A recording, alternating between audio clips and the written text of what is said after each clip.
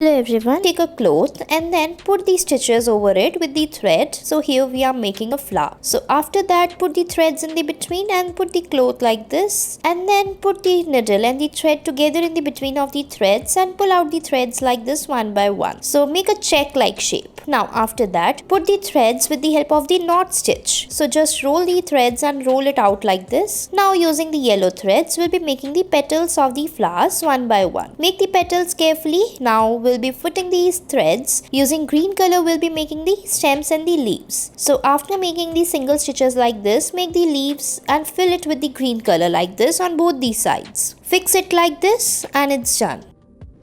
Next, take a green color thread and put it one by one with the help of the needle like this. Fix it as shown in the video and put these stitches. Now, put the stitch on the sides like this and on the other side as well. Now on the top, we'll be taking a comb and then fix the thread like this of the red color and put it one by one like this. Keep repeating these steps again and again. Now fix it like this and put the thread again down and remove the comb and fix it like this and your flowers are ready.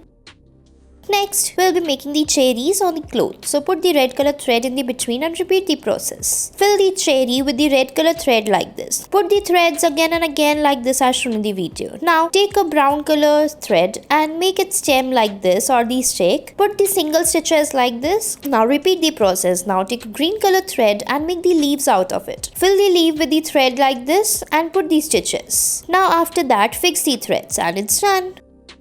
Next, draw the circle and then put the stitch one by one like this. So put the threads carefully as we are putting here. Put it one by one very carefully as shown in the video and make the cross-like shapes and put the alternative stitches. Follow the same step till the end and join the circle like this. We'll be putting the thread on the downside and it's done. Thanks for watching our video.